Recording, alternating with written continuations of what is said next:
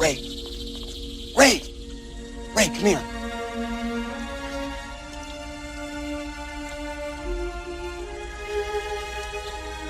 What is it? That's Shelter from Oblivion.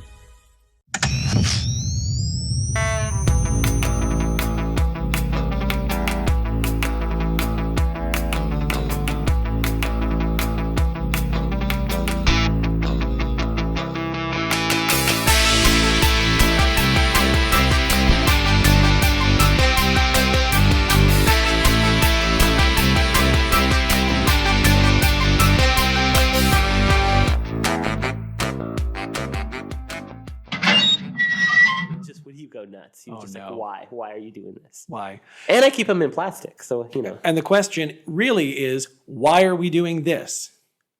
Ladies and gentlemen, welcome to Shelter from Oblivion. We really appreciate you being here. I am Matt. I'm Andy. And today we have something that I am very excited about. We've both been really giddy like a schoolgirl about talking about this. You might have seen from the episode title that we're going to discuss the 1989 classic, The Burbs. Almost everybody's seen it, and if you haven't, stop, go watch it, and come back. Yes, we're actually going to take a quick pause for you to stop this, go watch the entire thing, take notes, and then come back here. Hold on. Shelter from Oblivion will be right back.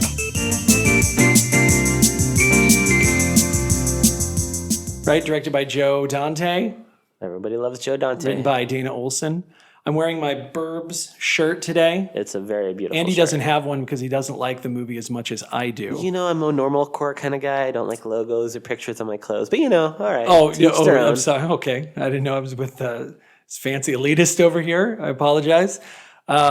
This actually transcends my original favorite movie. Like, Ghostbusters was my favorite movie for the longest time. In the town that I live in, I went to see it in that theater when I was 4. My dad took me to see it with my sister because he took my sister to see it, and I got super jealous.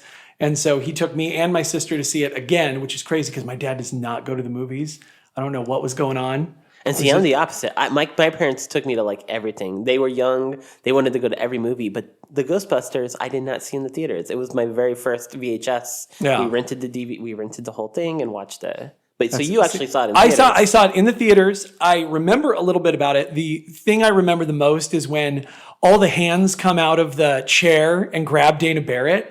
And I freaked out, and I had to sit on my dad's lap, and he was very put out. He was not happy at all. He was always not happy. Come on, man. Yeah, and later in my life, I reflected on that, and I was like, I was 4. I don't know what the hell you were thinking. Although, I mean, I think that habit continued throughout your guys' relationship. But yeah. Yeah. Even though it's a good movie, listen.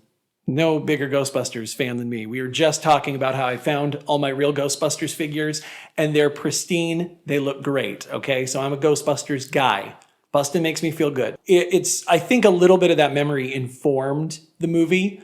So had I not seen it in the theaters, had I been like 8 years old when I picked that movie up, maybe it wouldn't hit the same, you know?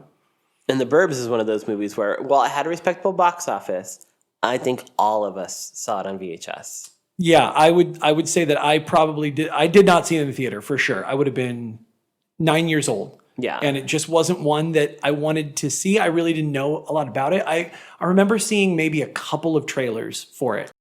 All Tom Hanks wanted was a quiet vacation at home. This is what I need, Carol. I need this. Welcome to Mayfield Place. A typical street in the Burbs. Morning, Walter! Where nothing much ever happened. Walter's dog just took a dump on Rumsfield's lawn again. Until the Klopeks moved in. Klopex? Klopex. Klopek. No one goes in, no one comes out. Neighbors from hell. It was a nice place to live. He said he thinks the Klopeks are evil incarnate. Well, you're much too smart to fall for that, aren't you, honey? But now, Carol! you wouldn't want to visit there. Ray. This is Walter. The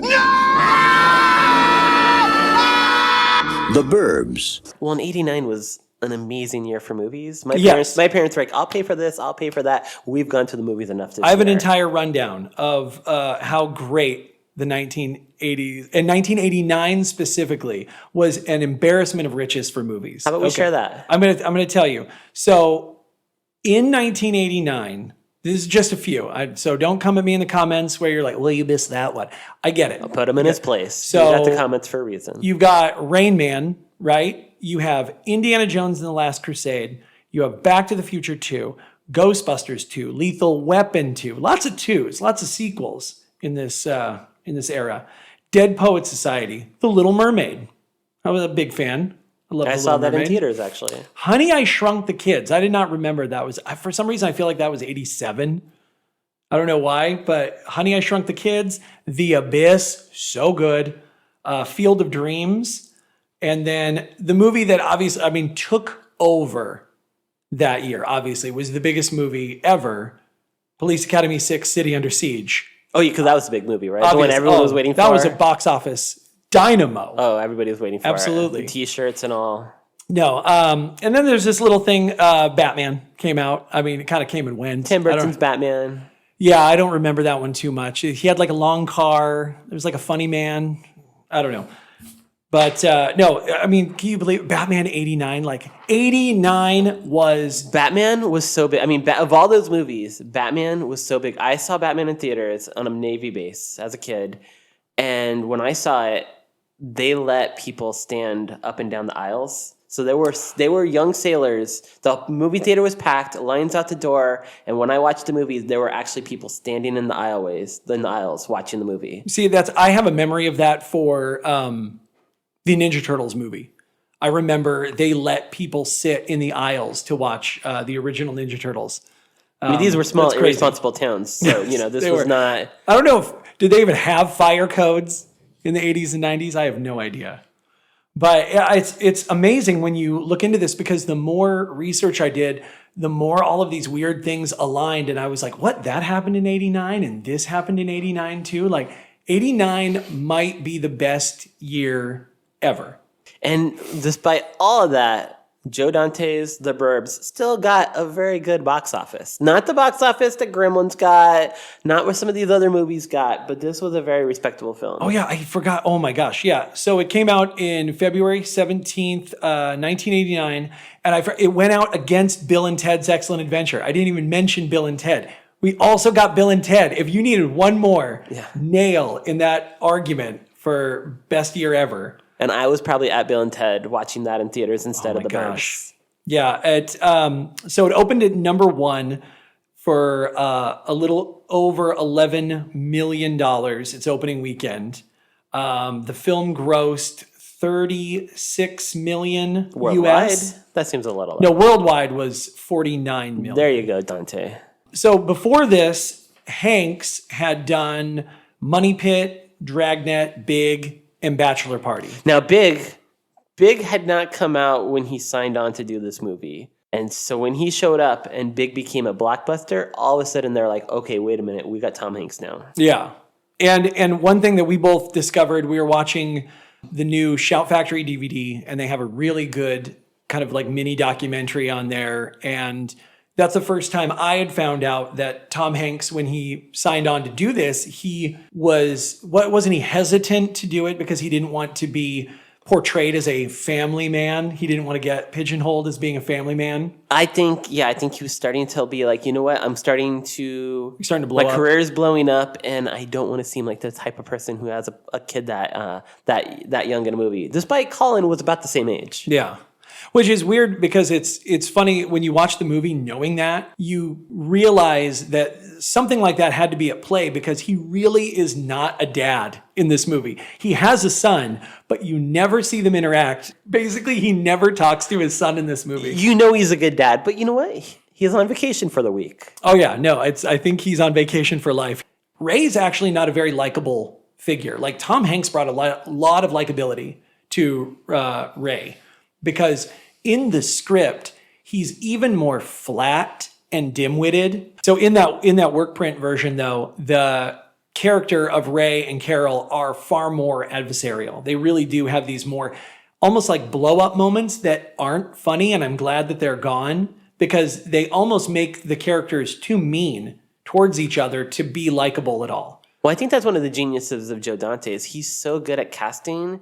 He'll really fight to get people in there that he thinks are going to be good for the movie, not just good for the box office. And I think bringing Tom Hanks and Carrie Fisher in really just softened those edges because you hear the arguments. It kind of reminds, you've heard some of that. It's those arguments you sort of hear in the background, but it never gets too mean, I think, in the movie. Well, yeah, and I'm glad that whatever his original vision was, that he went back and revised it, because I think the movie, based on the work print, like if the work print movie had come out, I just don't think it's as good and solid and likable. I think it honestly becomes a little generic. And so the tightening up that happened between that print and the real movie, I think were all really positive choices. Well, I think this was a movie so much of contrast that you just had to soften all those edges to really make it work. And I think that's what the final cut gives us. I think that the one thing the final cut loses that I'm fine with is that from the original concept of the script all the way through to the end,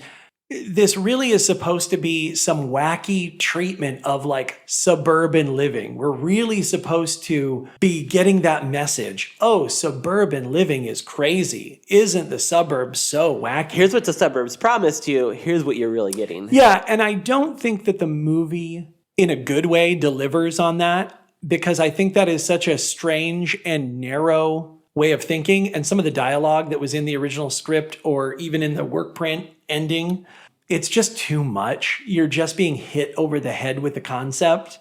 And I think that this is a much better, softer, like you had said, softer, like a softer way of delivering that message. It's just people living in a cul-de-sac, and it's called The Burbs. And it's like, those are the two key things you need. And you get it from there. The general rule in movie making is you make it 3 times. The first time you make it is in the script. The second time you make it is on set, all those happy accidents, what the actors and everyone else brings to the film. And then the third time is in the edit room, when you really start to see maybe some of this isn't working. Let's soften these edges. Let's tighten this story. Yeah. And I think the movie, it exemplifies. It's a great film. Yeah. When I think about this movie, one of the things that when we first even started talking about like doing it as an episode, I was like, I don't want to have so much data as much as like I want to do feelings, like what we feel about it. Because like that's what a lot of people think about when they think about movies. They think about, oh, these movies make me feel this way. And this movie always makes me feel like summer and sleepovers and pizza with black olives on it. I don't know why, but I always, when I think The Burbs, I think 2 liters of Pepsi, and then I think pizza, and I usually think like video games and sleeping bag. Yeah, because like when I found this movie, it was, at a video store, there was probably some display, and you're a little confused because you're like, okay, Tom Hanks. I think at the time I knew who Joe Dante was. I was still pretty young. Oh, I certainly did not know who Joe Dante was. I think there was a little like buzz of like, it's a guy who made Gremlins, and it's Tom Hanks, and is it a horror film? Is it a comedy? And so remember this, you had no internet, you had no way of looking at previews. You just had to go off the cover of the box. Yeah, you have Tom Hanks. He's got like a fly swatter, and he's got a hose in the other hand, and he's sort of in like his PJs. He's in his PJs. I think he has like a thin robe on, and something is amiss. The sky is dark behind him, and so you're like, okay, I have no idea what's happening here, but I did know Tom Hanks at the time because even though I was 9, yes, I had watched Bachelor Party. I pretty much I think we'd all seen that on Yeah, cable. I had like no filter on most of the stuff that I watched when I was a child, as you can tell. And I remember seeing Money Pit, but I didn't register because it's a movie about a man who buys a house and he's all angry about it, and it's like that doesn't go into my head. Yeah. But then you see Bachelor Splash, Bachelor Party. Oh yeah, Bachelor Party. You got like guys like drinking, and like there's a guaranteed side of breasts. Like no, I'm on board. That holds in my brain a little bit better. And so and then now here's Tom Hanks as a dad, and you're like, okay, you didn't know what you were getting into. You couldn't watch a preview. You just had to go by the faith of the box cover. And again, I think critics at the time, I think studios had at the time, they were worried, are people going to understand this as a comedy? Are people going to think this is a horror film? They're not quite.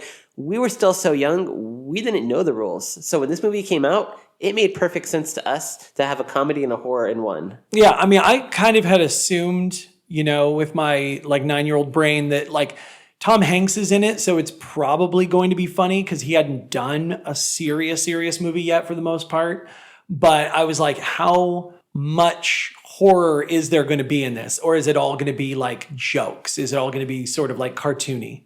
And I had no idea, and that's why I had to watch it. And right away, it was just really good. I really enjoyed it. Well, in the movie, I mean, you're confused when you first watch it. You don't quite, every moment of this film is revealing something, because along with being a horror film and a comedy, it's a mystery. Yeah, and what's funny is the more you watch it, because I think to do this podcast, I watched it at least 3 times. Yeah, me too. Just to get ready for this.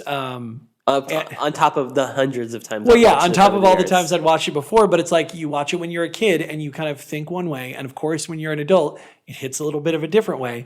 And watching it now, it's like there's something, this is a gift that keeps on giving kind of movie, because the more you watch it and the more you look in the background and the more you look at the characters who are not speaking and what they're physically doing and everything, there's just more and more. And honestly, like I told you earlier, I took a bunch of notes from watching it last night, and I have more questions than answers now about what's going on in this movie. This movie is wild. Oh, I have so many questions. In the fact that like there's just stuff that like doesn't connect, and there's so many things that are so strange about the world they're living in. Like, just like this is a alternate universe Earth where these people are living for sure. The suburbs. Yes. But so the writer Dana Olson, we brought him up multiple times.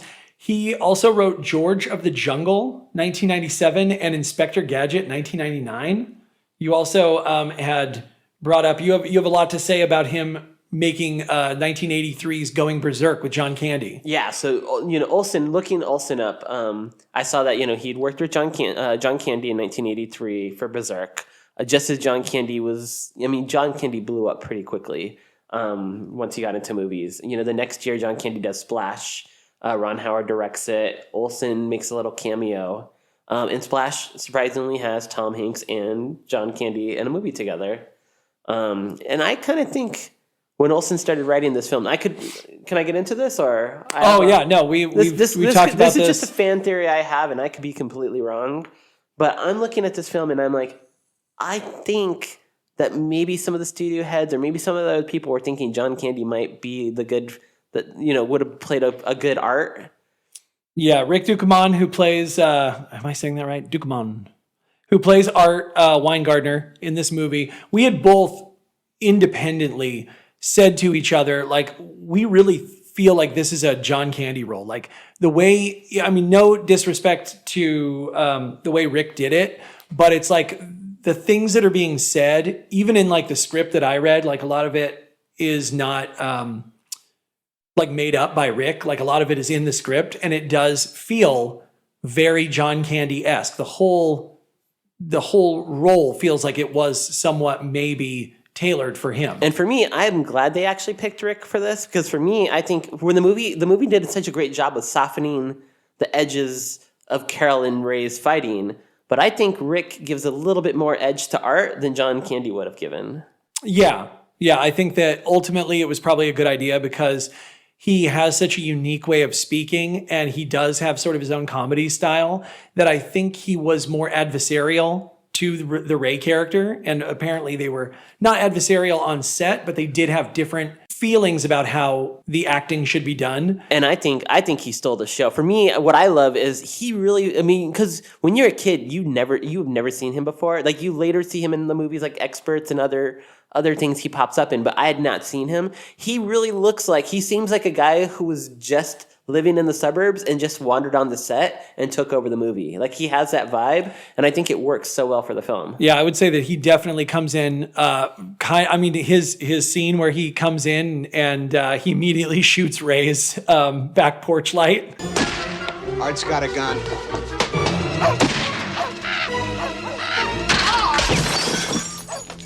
Hey, hi, Ray. Hey, what are you guys eating in there? Like that is the perfect visual, representation of Art. He just comes in, and at that moment, he's not only he's taken over that scene, he takes over the movie pretty much. And I had to do some research, so I look back. Variety review in 1988 they say one of the big breakthrough performances is from Rick Ducommun, in a superb role that would have well suited John Candy. So even the Variety was thinking this when they wrote the review. See, we had those vibes too. And in 1989, I think it was the Seattle Herald. It was some Herald.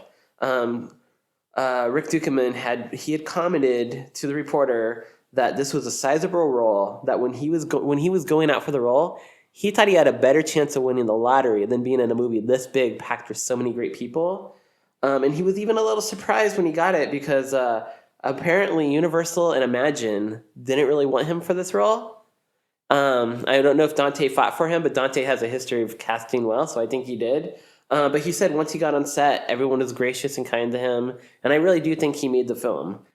Yeah. No, I think so as well. And you, speaking of all the people who are in this movie, obviously everyone, like we said, went and watched this movie, and you're listening because you've already seen this, but I think it bears repeating that some of the other people in this movie were, besides Tom Hanks and Carrie Fisher, Bruce Dern is in this movie, and apparently him on set, he was just an absolute riot, and since this film was made during the writer's strike and they really couldn't have a writer go back in and fix dialogue or anything, a lot of the dialogue in this movie, if it wasn't already in the shooting script, they just had to make up on the spot. It's a kind of a way to get around that whole issue. And I guess Mark, I think here Dante really he embraces improv because Joe Dante is known as a director. Like some directors, they get a script and then they're like, okay, get the writer out of here. We don't want the writer telling me how the movie's supposed to be. Joe Dante is the opposite. Joe Dante loves to have the writer on set. One of his mottos is, if it's not on the page, it's not on the stage. So Joe Dante really embraces writers. In a lot of his films, he's found ways to bring them onto the cast so they can be there and help do rewrites. And here, there was a writer's strike, so I think it was a lot of improv that he embraced, and it worked. Yeah, well, and he kind of had to. And Bruce Dern, he improv that line, "Hey, Pinocchio!" Hey! Pinocchio! Where are you going? So I thought that was really cool to find out. Bruce Dern's great because, a lot of his roles before this, he goes back to the 70s, and he plays a lot of serious or a lot of grumpy kind of characters. He's Tom Buchanan in The Great Gatsby. He's playing Rumsfeld here, who is a little grumpy, a little upset with Walter, does not like Queenie. Nope. But on set, he's just like Tom Hanks. Everybody loves him. He has a memory for everything. He would play little games on set where they would do set up little pools on who's going to win the game tonight. He'd do trivia with everybody. And everyone says he has an amazing memory. Oh, what a dude.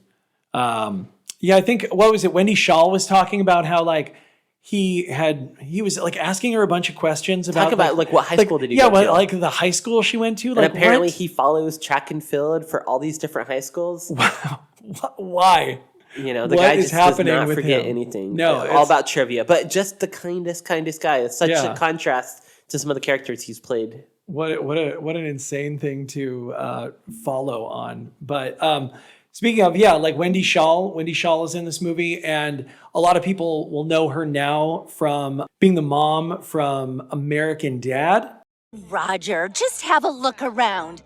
There are plenty of other fish in the sea. I know you're proud of yourself for coming up with that, but I just want Klaus back. Well, when you love someone, you have to go after them. Is that how you got Stan? Bitch, I look like this. Homegirl don't chase. Homegirl gets chased. Yeah, that's right. Which I haven't seen American Dad in a while. But and she credits this movie, right? Yeah, she does. She credits fans of the Burbs as the people who pushed Seth MacFarlane to hire her for the show. As Werner Klopek, you have Henry Gibson, who I knew Henry Gibson from watching old Nick at Night episodes of Rowan and Martin's Laugh-In. I didn't know who he was, but I recognized him from a lot of stuff my parents watched. I loved that show so much as a kid. I did not understand the jokes necessarily, but there was a lot of wacky sets. And then Henry Gibson would come out and he would do his sort of poetry for sensitive men. Now for an interesting change of pace. Elements by Henry Gibson. I used to like fresh air when it was there, and water, I enjoyed it till we destroyed it. Each day the land's diminished. I think I'm finished.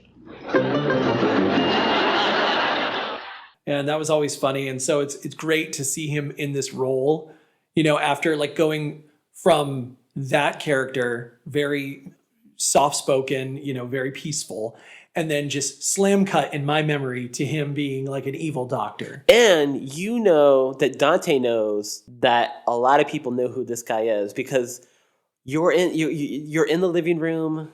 It's very uncomfortable. Nobody wants to talk.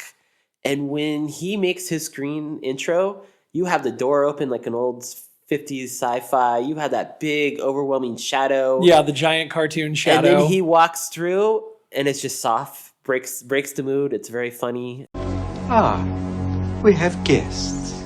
I love that. And that's what this movie is so great at. It's the whole movie from beginning to end is just full of contrast. Yes, we have Uncle Reuben's brother Theodore, which I know nothing about, but apparently this guy has a pretty big past as that brother Theodore character.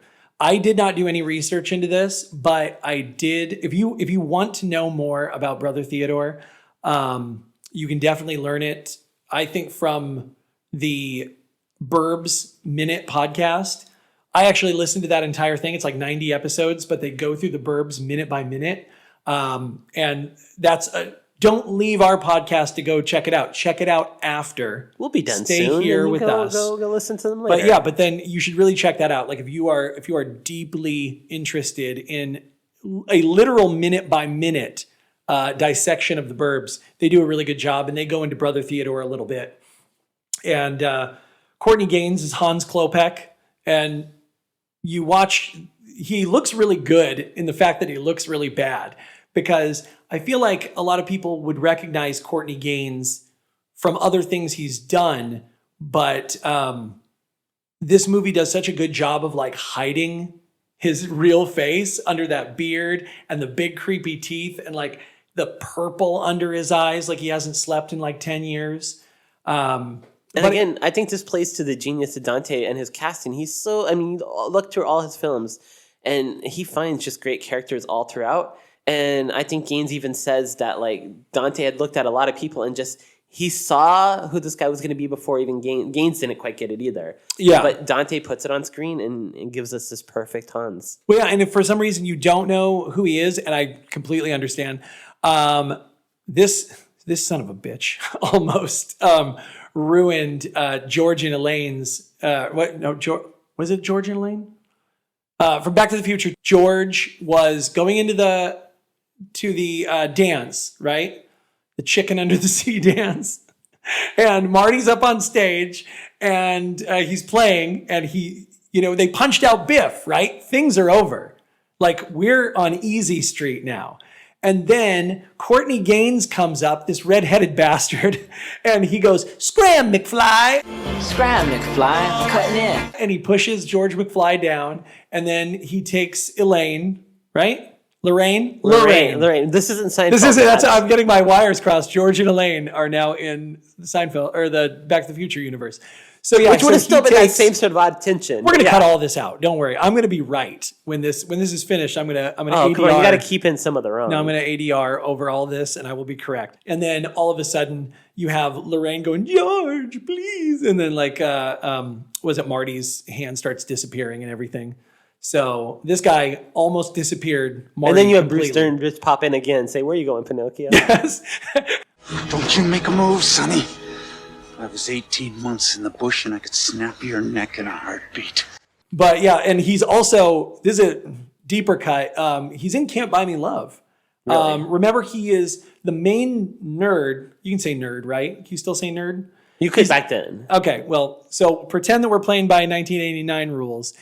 He was the main nerd's best friend, where later he like threw a bag. He broke his arm in high school. He like threw a bag of shit at his house, didn't he? Yeah. That was also Courtney Gaines. And Courtney Gaines, yeah, he's talking to the jocks, because in the 80s it was the nerds and the jocks. Sure. And they were all, like some of you who may have gone through this, the people you were friends with in elementary school, everyone grows up and does something different in middle school. By high school, your best friend could be your enemy.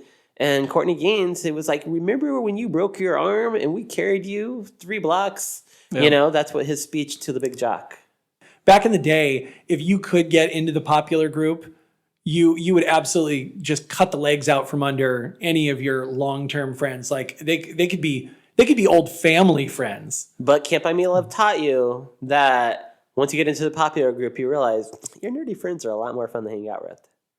Is that what it taught us? Maybe not. I think it taught us that you can buy love. Honestly, I think at the end, because didn't he get the lady at the end, and it all came from paying him money? I can't remember that movie. She realized, she was like, I would have liked you either way. Yeah, I feel like the unfortunate 1980s-fication of that storyline is that money can buy you love. Well, it's Martha Coolidge. I mean, she was a great director. Go look her up. Because this is really bugging me. Every single podcast, no shade to any podcast out there, has been covering the Burbs.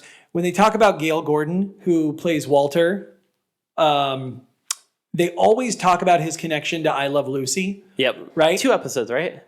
He was in 2 different shows of I Love Lucy. I can't remember what they are. Mr. Mooney in the second season. Yeah. The second part. And the reason I don't care is because I knew him from when he was on the radio show Our Miss Brooks. And apparently not just you, Matt, because when Gale Gordon was auditioning for this movie, I guess poor Gale Gordon and a lot of stars from yesteryear at that time would get these young hotshot directors who had no idea who they were and were just like, do you look right for the part or do you not look right? And Joe Dante remembered him from old movies, from I Love Lucy, from the radio shows, and was just talking his ear off, giving him the respect he deserved. That Gale Gordon, when he left, he said, you know what? I don't even need to read the script. I'm in. Nice. That's the kind of guy, Joe Dante is one of those guys who just... if you look through all his films, he's found ways throughout the years to bring some of those old Hollywood guys back in. Yeah. Dick Miller. We'll get to Dick Miller. We'll get to Dick Miller. He's in every film. But Joe Dante, again, and I can't stress this enough, knows how to cast a We film. might have to have a whole episode just about Dick Miller. Like after the stuff you were telling me about him. This guy. And, if seeing Chopping Mall the other day, I was watching Chopping Mall.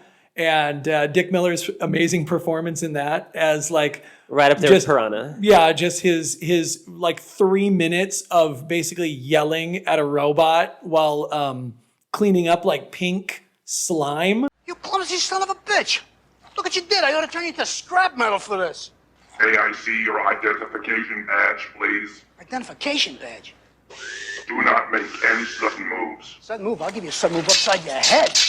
If you're an aspiring actor or anything, look up Dick Miller, because if there was ever a Renaissance man, a Renaissance person who's just do the work, you will get there. Yeah. This guy, he was in the Navy. He then went to City College of New York, Columbia, NYU, got a PhD in psychology. While working in Bellevue Hospital in the mental ward, he was also performing on Broadway.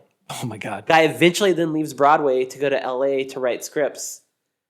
Long story short, 180 films later, he's in every Joe Dante movie. Yeah, this guy doesn't sleep. He pops up. None of us have seen him. Literally everyone will only know him as, despite all that wonderful stuff you said, he's Mr. Futterman from Gremlins. Or that's what everyone... Or the garbage man in the Burbs. That's what everyone will remember him as, Mr. Futterman from Gremlins and Gremlins 2. But what an amazing dude. What an absolute amazing dude. I love every time I see him in a movie. It's fantastic. He never lets you down. No matter how long or how short he's in a film, he is worth being there. Oh, he gives it 140%. He outshines everybody. Absolutely. Okay, we could do an entire episode on Dick Miller. I said. And we probably will. Let's move on. There's Moving a lot on. to cover. Okay, so hopefully I didn't blow out everyone's ears yelling, move it on.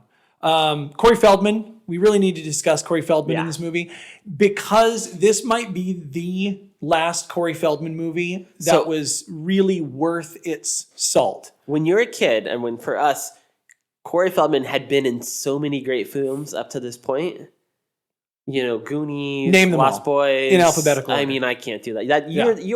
You're the obsessive compulsive person who has all your toys. From I know. childhood. Well, because he had been in Gremlins, right? And he was amazing in Gremlins. And then, he was in Goonies.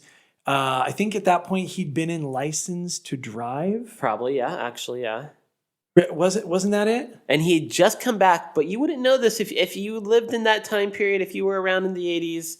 Apparently, he had filmed Dream a Little Dream right before this movie. Yes, so this movie comes out before Dream a Little Dream. Because for me, Dream a Little Dream is a movie not a lot of people like. It kind of feels like a made-for-TV movie. Sure. And maybe kind of ended a career or other stuff. But I love the film. But I always thought that was his last film. I didn't realize that he'd filmed that before.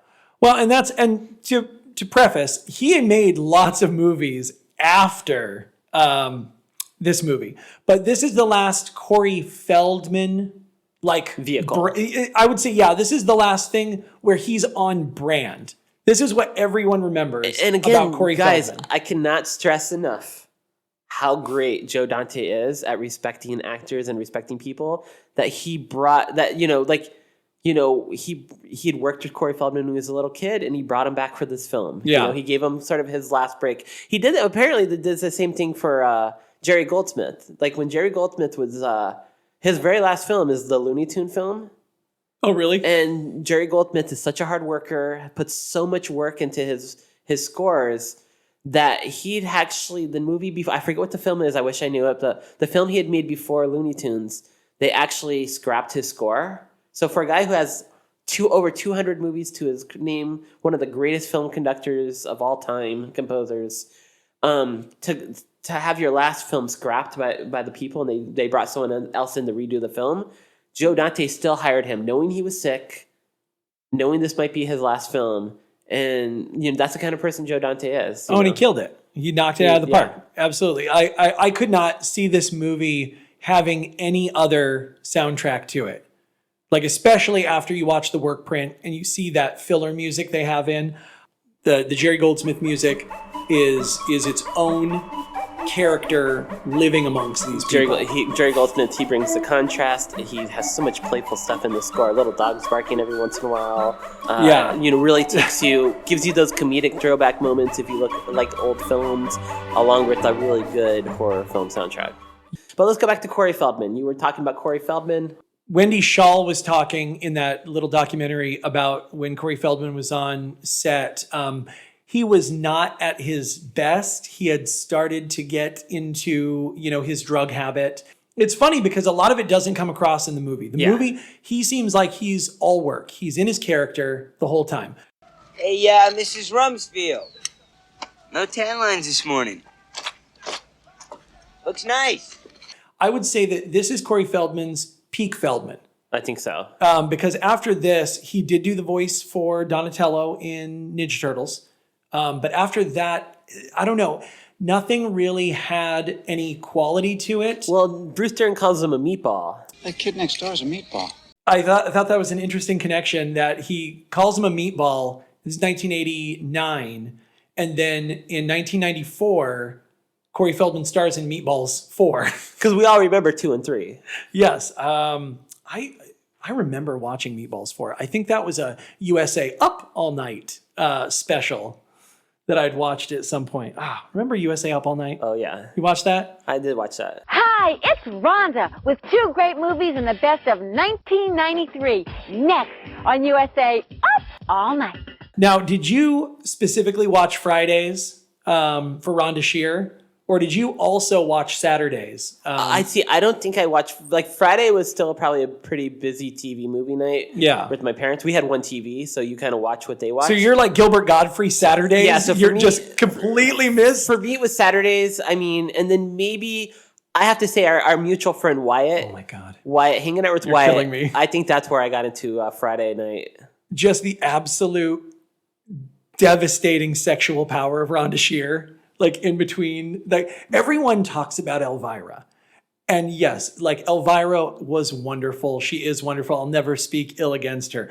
But Rhonda Shear, in those little breaks between the movies, those cornball movies, I mean, absolutely wonderful. Stuff of legend. I still think about it today. Stay tuned for Young Nurses in Love coming up next. Until we meet again next Friday night, remember, from the keeper of the Sizzle Kiss, if it's LA, it's Rhonda. Up all night. night. When I started watching this again, something I noticed right away was that this movie, even though it is filmed on the Universal lot, right? It doesn't feel like it's filmed on a lot, but it does feel like it is filmed in a place where these people are trapped. If Yes. that makes sense. Yeah, you definitely almost have like Punxsutawney. Like you cannot leave. Which is probably what the Burbs feel like. Yeah, absolutely. Oh, you had brought up the fact that, so this takes place, as we all know, on that cul-de-sac, that famous cul-de-sac in Universal Studios. And it's where they filmed the Leave It to Beaver show, right? Oh, yeah, the Munsters. Yes, the Munsters. So Corey Feldman's house is the Munsters' old house, which is crazy. And then you'd said Leave It to Beaver's house was Ray's house? Yeah, I think it's Ray's house. Yeah. Are you absolutely sure? Don't bring that crap on this show and like not know. I have some of the broad information. We're gonna be roasted now, bro. You're very Oh my specific. gosh. You are very specific. Oh, you're killing me here. Well, so let's travel over to Mayfield Place and let's take a look in those barred up basement windows. All right, let's do it.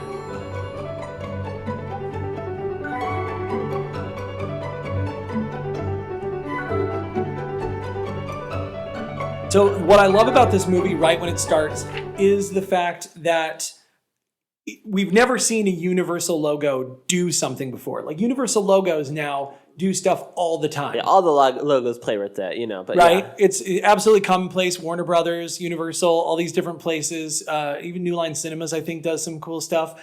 But this has this direct, like, meteor drop right into the middle of America. And I am so crazy that I actually got out Google Earth and I was trying to look at where this is on the map. And it basically, I have a problem with the movie because the movie itself, the license plate on the back of Ray's Wagoneer. Oh, you're going to get very specific. Actually matches up to an Illinois license plate. Even though it doesn't say Illinois on it, it says drive safe. Everything about it is an Illinois license plate from 1989. But when they drop into the map actually drops into Iowa. Oh, does it? Yes. Like there is an area in Iowa called Johnston, Iowa, that looks almost exactly like this. I watched it over and over and over again. There's no way they could be in Illinois because they're not close enough to the Great Lakes. Oh, okay. You would have saw some of that. But yeah. And so when you look at it. This is Midwest. Yeah, because Illinois is so close to Iowa. I mean, their border touches and it's like you are actually going over, probably like 60, 70, 80 miles from where, Illinois would be like, and the closest town that would even match this. That's why I say this is in another dimension. Yeah. Because nothing here matches. First of all, Iowa and Illinois don't have hills, not like this, and not like what's represented in the movie. If you look when they come in, the entire cul-de-sac is on the edge of this large Hollywood-style hill. Yeah. And Ray's house and the Klopek's house actually butt up against a cliff. But and yet in the movie, there's these big hills behind them because in real life, there were hills behind them. Yeah. I just remember when this opened, because you remember, you're picking up a VHS from a video store and you're judging a book by its cover. Yes. And the second the logo does this, and you get transported onto this map, and none of us had ever seen Google Map. We didn't have the internet. None of us existed. So, and yet they nailed it. And none of us had seen a shot like this before. But or you suspect, I chose correctly. This is going to be a good movie. The movie starts off with Ray going across the street to look at some dirty old house. Like it's very the Klopek's house itself is insane. Yeah, I mean, I love the detail where he's got nice bushes on his side, and then on the other side, the bushes are just and that goes to that great cartoony aspect of this movie where things do not happen how they happen in real life at all. No. Literally, I mean, he literally steps over into their property and the wind starts picking up like some bad And then as omen. he backs his foot away, the wind just stops. Yeah, I love it. It's just, it's very cornball horror aspect, very paranormal. which is funny. And yet done like subtly. Yeah. Like, I mean, it's done right overtly, but I mean, Dante again is so good at giving you those subtle touches that are over the top, but he makes them feel like, just stick with it. I would say to me, Dante is like the Marx Brothers. Joe Dante is like the Marx Brothers, where at the same time you had the Zucker brothers doing Naked Gun movies. Yeah. And those guys were like the Three Stooges. Everything was really in your face, really big. Dante is like, the Marx Brothers. It's like you have these surreal moments, but they're done subtly. Like they put you into this world and you just go with it. Yeah.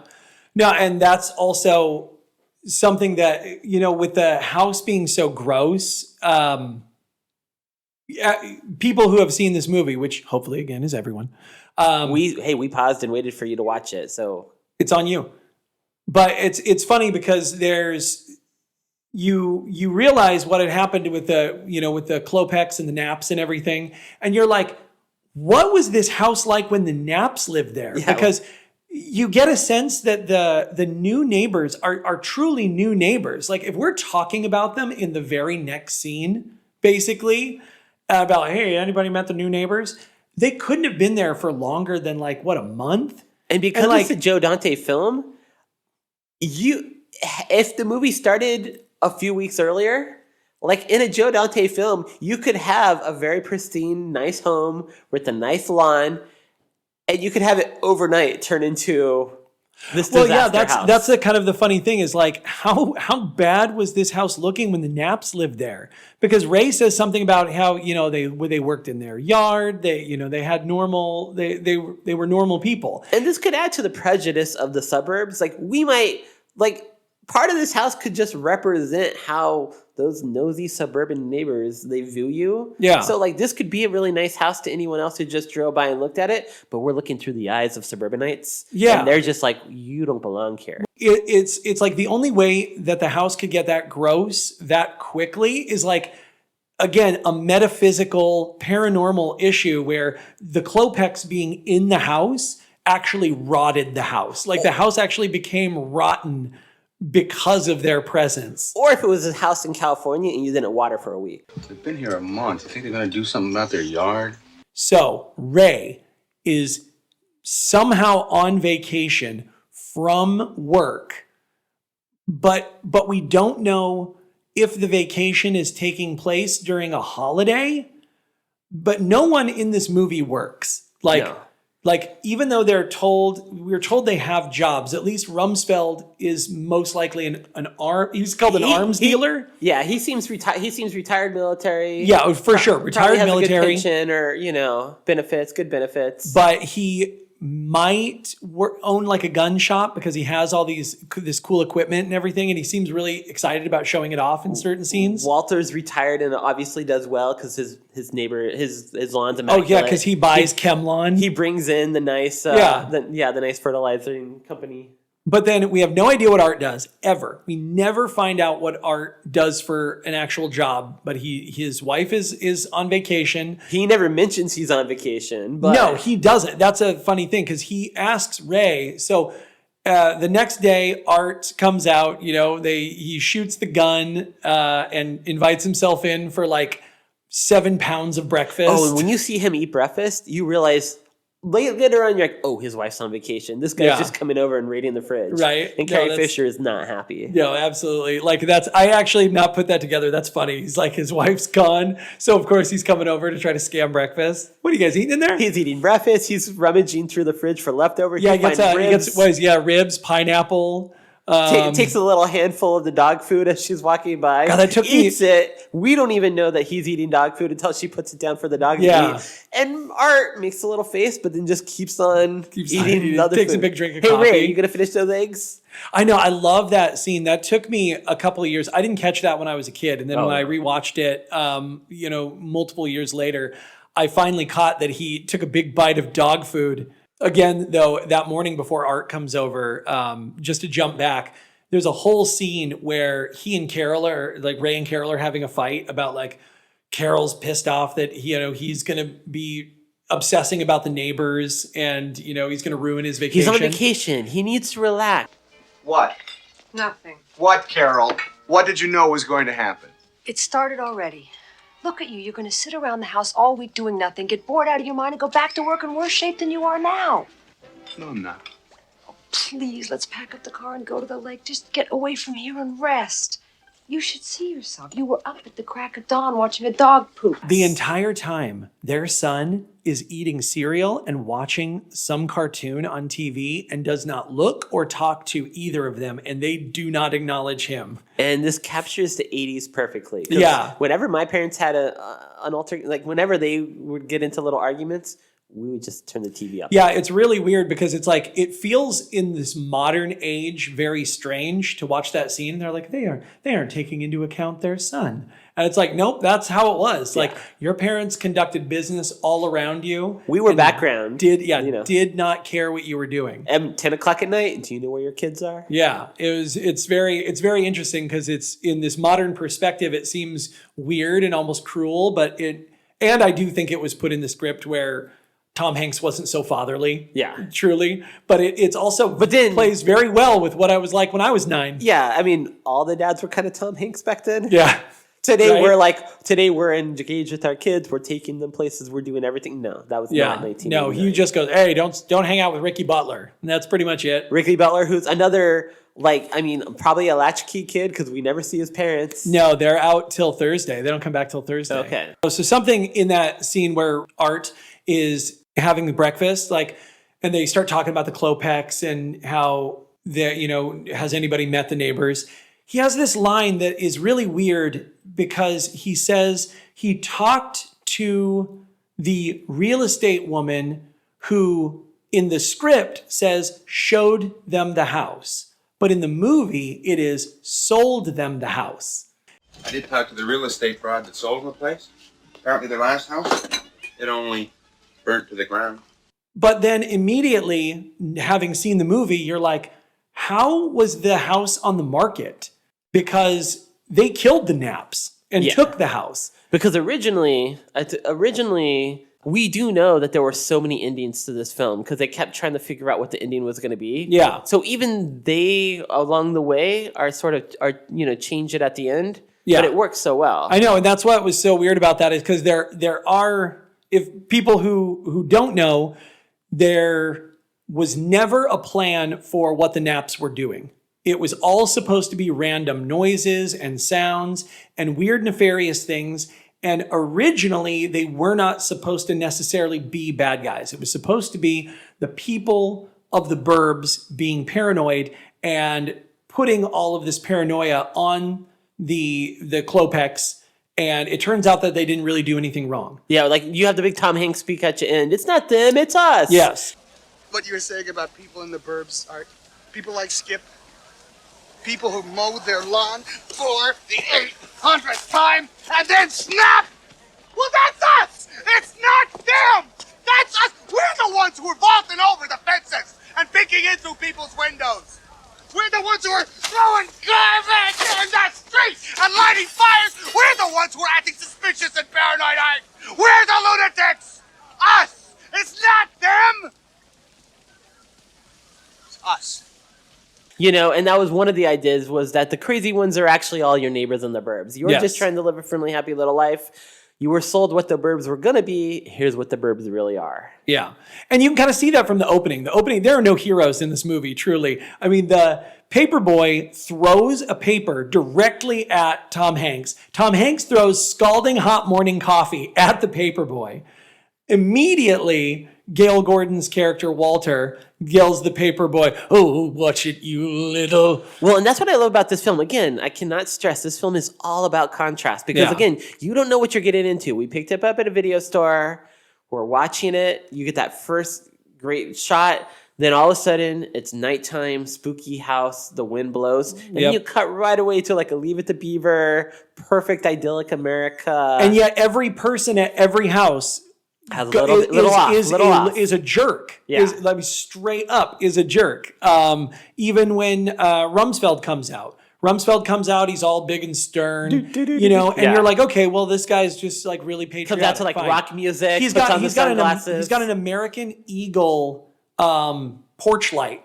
I noticed. Yeah. And I think his mailbox is actually on 2 giant warship shells. Okay. It's very weird. Like, I think they're on these giant shells that like warships would shoot. And as a kid, I mean, it's 1989. All the sitcoms Yeah. were like trying to show you the idyllic, like like how happy families are, how everything's going. You get this film when you're a kid and you see all these neighbors being a little off, a little like snooty, a little rude. You're just like you love it. You just cannot wait to see what this film's going to be. I know, but even him, like he steps in Queenie's dog poop, and he immediately is going to go beat the shit out of He is upset. an old man. And it's happened before because his wife Wendy is like, whoa, Yeah, wait, hey. exactly. And so it's like so far you're not showing me. And then Art is running around with a gun, just straight up shooting at houses. Like, no one in this movie is mentally grounded. I mean, you have except for maybe Carol. You have Ricky Butler trying to paint the house, and he's spilling paint left and right. Well, and then later in the movie, if you notice, he's painted two of the banisters red and blue. And also, the amount of paint cans on his porch and his lawn grows and grows and grows like critters. Like, I was at one point, in the background when Ray and Art are going to walk up and say hello to the Klopex, right? I looked in the background and there's over I think 10 paint cans just in Ricky Butler's yard. And then later in the movie, when they're sort of digging in the basement and they've got the whole party scene going, he has even more paint cans. There's even more paint cans in his garage and everything. So I don't know what's going on, but this kid does about 10 minutes of painting and has about 70 gallons of paint to do it with. That's so funny. Yeah, there's just so many great little moments in this film. Yeah, it's wild. But one thing, again, that Art was talking about was... Oh, I lost my train of thought on that. Okay. Sorry, one thing I would say, there's so many great moments in this film that, do you notice that when Rumsfeld is putting the flag up, in the background, his car is completely covered in camouflage? Oh, yeah. It looks like a bush. Yes, it's wild. You don't even notice his car. You truly don't notice his car there if you're not looking for it. It's wild. It could just be the neighbor's bush for all that. But you see the details of the wheels. Again, like a cartoon, you see the contours of the car. You see the wheels, but it feels like a car made out of a bush. Yes. Yeah, there's so many attentions to detail in this movie. And at the same time, things where you're like, is anyone actually paying attention to how crazy this world is? Because there's just so many weird things that pop out for me. What is it? Oh, there's Art has 15 different costume changes in this movie. I mean, he's always... You have no idea when this movie takes place. You know it's probably roughly the same year that it came out, right? So we can establish that. We have no idea what time of the year is going on. Yeah. We assume that it's somewhere near the summer. But Illinois and Iowa, in around either Labor Day or Memorial Day, which is likely why a lot of people have it off, right? It's only 70 degrues. And these guys are and these guys are wearing shorts. Middle of summer. Yeah, he doesn't even have a shirt on. Mark Rumsfeld comes out in just a vest and little shorts and boots, and it's the morning time. Is the morning the hottest time of the day? I don't think so. Well, and again, I love all the attention to detail because the movie is so cartoony, but it's not trying to oversell it. When Art gets electrocuted and he falls through the shed. Yeah. The next scene, you're looking down at the shed and you have a cartoon outline of Art. Yes. It's just the outline and then people wonder how Gremlins 2 got the Batman symbol when the Gremlins bat went through the wall. And they're like, oh, that's so cheesy. It's this movie's a precursor to all the things that happen. Yeah, I mean, Dante's so ahead. 2. I mean, he's so ahead of what meta becomes, what movies become in the 90s and the 2000s. He's doing, but he does it with a subtle touch. Yeah, no, and I'm glad you brought up Art going up to that pole and cutting the pole. I was looking at this last night, and it's funny because I also have to credit the Burbs Minute because they do have the ability to really go deep into Art's background. In a way that we just don't have time for here. But one thing that's funny is that When I was little, I thought Art worked for the power company. So did I. Right? Yeah, actually. I thought he worked for the power company because of that moment when he's got the helmet on. It says Art. He's got it says all the gear. Municipal Power on his shirt. He's got the belt. He has the proper equipment. He's got the gloves. But what you've come to find out watching this movie is that Art might be like Bugs Bunny or something. Yeah, he might be like this self-made millionaire who just has tons of costumes in his walk-in closet And somewhere. what Joe Dante loves to do, I mean, this could be a Looney Tunes movie. In Joe Dante's world, like if you were watching a Looney Tunes cartoon, as soon as somebody went up a power, they'd have the power outfit. Yeah. The second they did something, they'd be in an army outfit. Well, that's what it feels like. If you were going to go golfing, you'd have that Bob Hope outfit from the 30s. No, and what's funny is he puts on that elaborate golfing outfit, right? And he's like, "Hey, Carol, we're going to go golfing. Yes, that's right. We're going to do so much golfing." Think I she got bought all it? this. Yeah, and then smash cut to him now in a full power company outfit. Yeah. Like 15 minutes later, tops. He has taken all that stuff off and he has redressed himself in a full hard hat, shirt, gloves, uniform. And why not, Matt? He lives next door. Well, that's what I'm saying. It's like, but then you're like, okay, well, he had all this equipment, obviously, because he works for the power company. He's got this set of plans in his hands. I don't know where he got power company plans. And I have no idea why he has those. I love when he cuts the wire. For a split second, he's not quite sure which one he's going to cut. Yeah. And then he cuts it, and like everyone's surprised. Like Bruce Dern's like, oh, the alarm's off. You did it. You knew what you were doing. We find out later in the movie, he cut off the power to the entire neighborhood. Yeah, he didn't know what the hell he was doing at all. Yeah. So, but that's the crazy thing is you find out right away. He starts climbing up the pole, and Ray looks over at Mark and says, "Why didn't you go up there?" And he's like, "Well, it's very high." He didn't say because Art works for the power company. Yeah. He is an expert at this. I mean, and then Art goes to look at the plans to know which one to cut, and they just fall out of his hands. Yeah, only to cut the wrong wire, or cut a wire, get electrocuted, fall into a shed, and then come out just like a cartoon, smoke rising off of him, and his fingernails are all black, and when he puts his finger into his fillings. The fillings are hot. Oh, my feelings are hot. Hey, look at this. The man actually hit the right wire. There's no alarm. And it's so funny. Like they went so deep into that bit that everything in his wallet's melted. Yeah. Like when they go to get the credit cards, even his wallet was Yeah, affected. yeah. They went so cartoony with that. But like again, that's why Art steals this movie away. Yeah. Because what is Art? Who is Art? What is happening?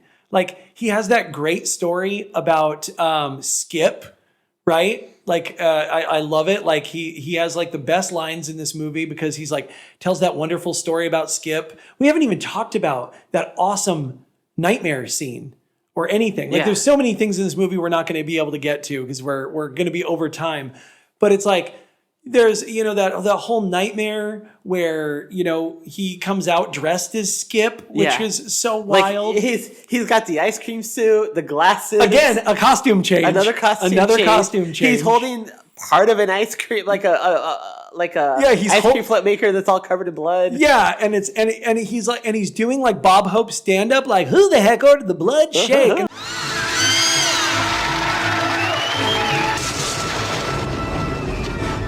Hey! Who the heck ordered the blood shake? Hey, Ray. It's not Skip. It's me, Art. I'm just pretending to be Skip. Hey, you didn't happen to see an ice pick around here, did you? And I love like as he's running with the shake thing, you still see the plug just dangling. Yeah. As if we're in the real world and you're carrying something not plugged in. And I can't stress this enough, and you see it in all Joe Dante's films, but if you were watching a Zucker Brother film, and all this stuff was happening, like you are aware that this shouldn't be happening. But in a Joe Dante film, it's like you're watching a cartoon. And when you're watching a cartoon, we don't think about all this stuff that you can't do. We just go with it. And the Burbs, you just go with it. Yeah. It's just subtle. All these crazy things are happening, but you're glued and it feels normal. It feels like, why wouldn't this stuff happen? Yeah. No, and this is one of the only final things that I'll say about the movie is that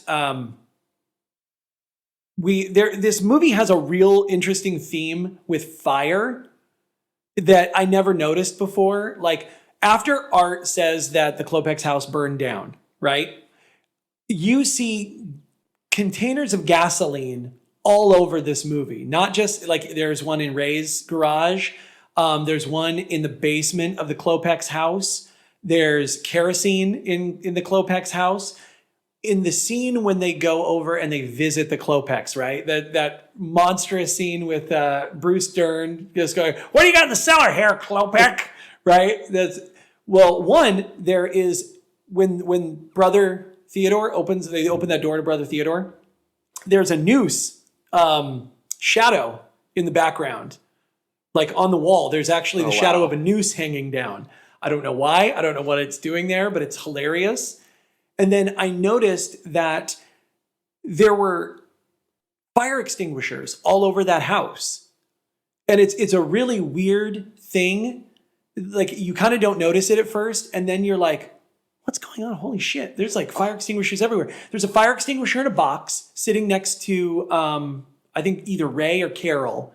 There's a fire extinguisher next to the table when they sit down and there's all the candles. I love it. Well, I love it because I was going to say again with the subtlety. When they sit down, when that scene happens with all the candles, it starts off with just 2 or 3 candles, and the doctor is saying, "Oh, I have some candles to make it romantic for the girls." And as soon as he gets out of the way of the camera, we see that table. Yes. Where there's just and it's like 20 candles in the middle, fire. Just ridiculous. Yes, and then next to like on the right there is a fire extinguisher.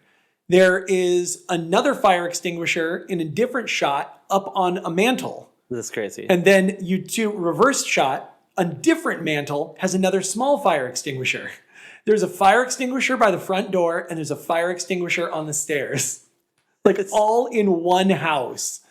And so it's kind of funny because it really plays to that bit about how their last house burnt down. And they're just all panicked. Now they have fire extinguishers everywhere. I thought that was so fascinating. I was like, because what strange when you have attention that to detail. furnace in the basement that's shooting fire out, exactly, I guess you would be very nervous. When you build a crematorium, you really need to have that backup. But with all those fire like extinguishers and everything, Bruce Dern always gets the funny line. It's like when his first, talking to Hans, and Hans picks up the picture with the pretty girl in the frame, and Bruce Dern's like, "One of yours?" And Hans is like, "No, it came with the frame." Oh, it came with the frame?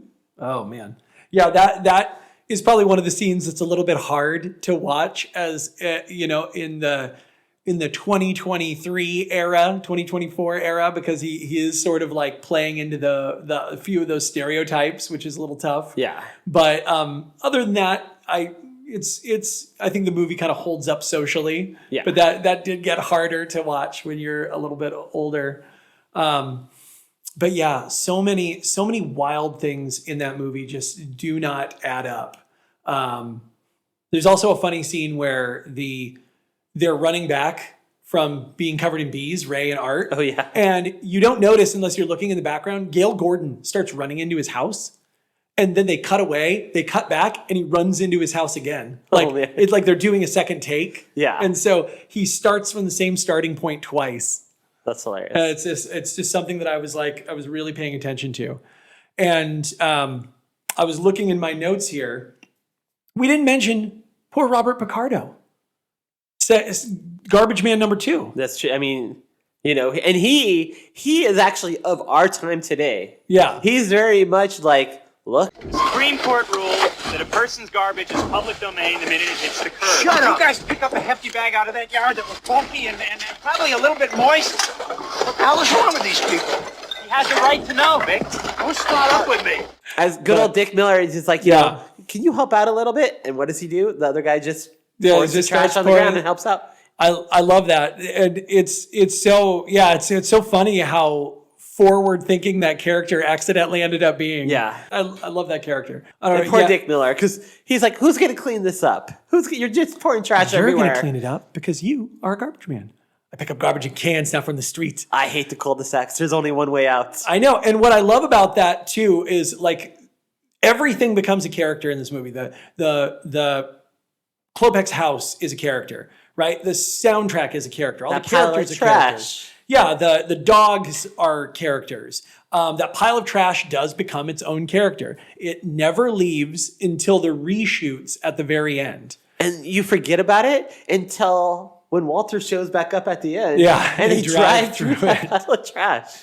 I also noticed something that I think was funny, and I don't know how much of a pre-thought that it was, but under the context that the Naps are killed by the Klopeks, and the Klopeks have just taken over their home, right? And not really changed anything. And there's the scene where they drive the garbage down, beat the hell out of it with a stick. I've never seen that. Yeah. When they start pulling stuff out the next morning, and Art is dumping everything on the ground, you notice in that trash there's like coffee cans and bingo cards. Oh, I did not notice that. Yeah, I mean, it's like the normal trash is normal, but the bingo cards are weird to me because that to me is signaling that they're throwing out the Naps stuff. Yeah. Right? That old people used to live bags here. a day every time the trash. Exactly. Yeah, they're slowly throwing out the Naps stuff every single day. I never saw a moving truck. It was there all day. A funny fact for the ending, I mean, now that we're wrapping it up, it's all about the ending, is there's so many little behind the scenes and extra stuff from this movie and the DVD. But one thing that's not there are all the different alternate endings. And apparently had happened, Joe Dante had all these endings on a VHS tape, and he was going to include them, for some supplemental footage, or at some point he was going to include them. Yeah, and the alternate endings, one was that the Naps had drove away with Ray, and Ray presumably gets killed. That was an ending. Another ending was when you open up the back of the trunk, instead of all the skeletons, it was going to be cheerleaders. One of them was dead cheerleaders. It was going to be the garbage men. Yes, the two garbage men were going to be dead in there. So he had all these different endings. So he goes to make a copy of the VHS tape, and he takes it to a mom and pop shop, just some small little shop in LA, to make a copy for him. And he, instead of giving them a new VHS tape, he gives them some other VHS tape to record over, which is very 80s. Yeah. And apparently what the shop did, they recorded the other VHS over the footage of all the alternate endings, destroying it forever. Oh, no. But that nothing is more 80s than just bringing an old tape you want to record over. Yeah. Instead of just forking up the $3.99 for a new tape. Right, and he didn't have like a dual VHS to do this himself? No? Nothing? Nope. I feel like my grandma was stealing videos back then with a dual VHS. Like, I've never seen a woman who's nicer commit more larceny than her. Like, every Murder, She Wrote episode. She would rent videos, and then she would dub them and then give them back. And she had tons and tons of movies. It's like VHS tapes full of FBI warnings. Yeah. That's for another show. Oh, yes. Okay, well, that was The Burbs. That was great. I loved it. That was so much fun. We really appreciate you guys coming down to the shelter today. Hopefully you'll come back to see us real soon. But for now, we got to go, as do you. Back out into that oblivion, folks. I'll see you later. See you.